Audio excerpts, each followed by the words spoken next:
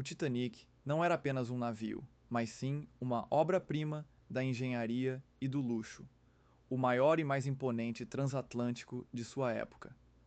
Quando zarpou, no dia 10 de abril de 1912, de Southampton, na Inglaterra, com destino a Nova York, ele era considerado inafundável. Sua magnitude impressionava.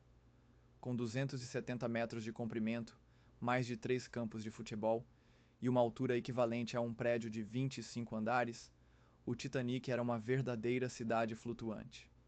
Pesando incríveis 46 mil toneladas, ele era a maior e mais sofisticada embarcação já construída até aquele momento.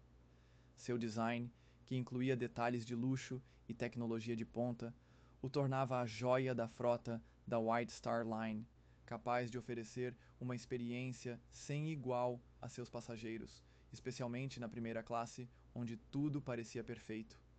A descoberta de que o Titanic estava partido em 2 pedaços fez com que qualquer tentativa de resgatar o navio se tornasse praticamente impossível. Contudo, isso não impediu que mentes criativas e aventureiras buscassem maneiras de trazer de volta à tona o grandioso transatlântico.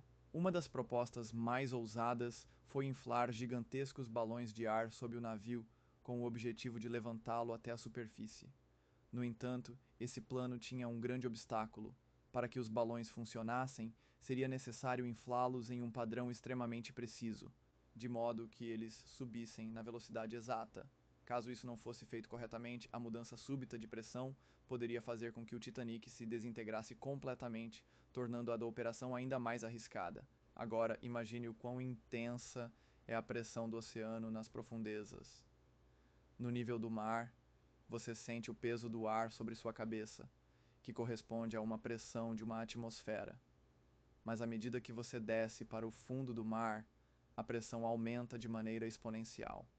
A cada 10 metros de profundidade, a pressão dobra. Como o Titanic repousa a impressionantes 3.800 metros de profundidade, ele está sujeito a 380 vezes o peso da atmosfera. Essa pressão extrema, combinada com mais de um século de submersão, enfraqueceu ainda mais a estrutura do navio, tornando-o uma carcaça frágil e corroída pelo tempo. A maior operação de sucesso de recuperação do Titanic aconteceu em 1998, quando uma equipe especializada conseguiu levantar, a duras penas, uma seção de 20 toneladas do casco a uma altura de apenas alguns metros. Essa operação histórica não apenas resgatou essa enorme parte do navio, mas também trouxe à superfície cerca de 5.000 artefatos preciosos. Entre eles estavam joias, brinquedos, pratos, utensílios e outros itens que fizeram parte da vida a bordo do famoso transatlântico.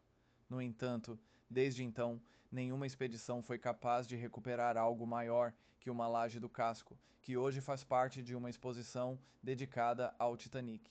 A dificuldade em realizar essas operações é enorme, devido à fragilidade da embarcação e à pressão imensa do oceano nas profundezas. Além das dificuldades técnicas, os oceanógrafos alertam que o ambiente extremamente hostil do fundo do mar tem causado danos irreparáveis aos restos do navio ao longo dos mais de 100 anos que ele passou submerso. A água salgada, que é naturalmente ácida, tem dissolvido gradualmente os materiais que compõem a embarcação, comprometendo sua estrutura de tal forma que grande parte dela se desintegraria se fosse removida de seu local.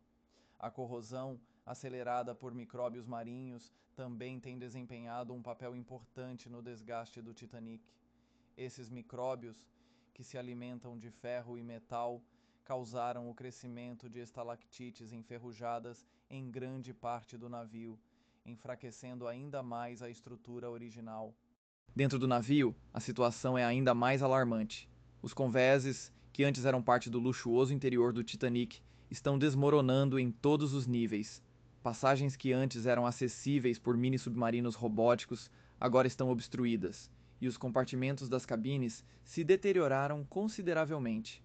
Para agravar ainda mais a situação, em 2016, os cientistas descobriram um organismo extremófilo que tem se mostrado ainda mais agressivo no processo de destruição do Titanic, acelerando o processo de decomposição da embarcação. Esses micróbios, capazes de sobreviver nas condições extremas do fundo do oceano, podem ser a causa da previsão de que o Titanic, em seu estado atual, pode desaparecer completamente até 2030.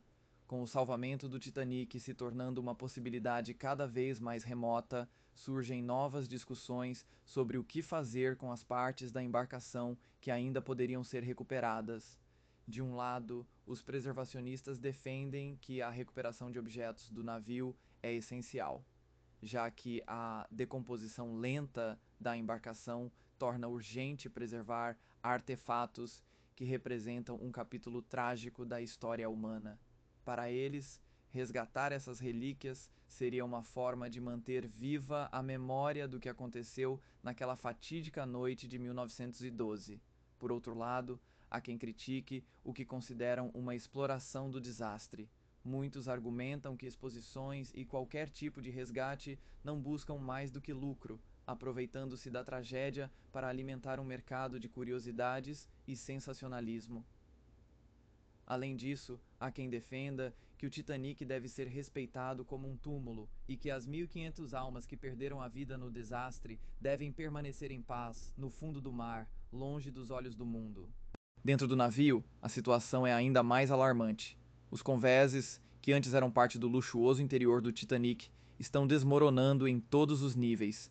Passagens que antes eram acessíveis por mini-submarinos robóticos agora estão obstruídas, e os compartimentos das cabines se deterioraram consideravelmente.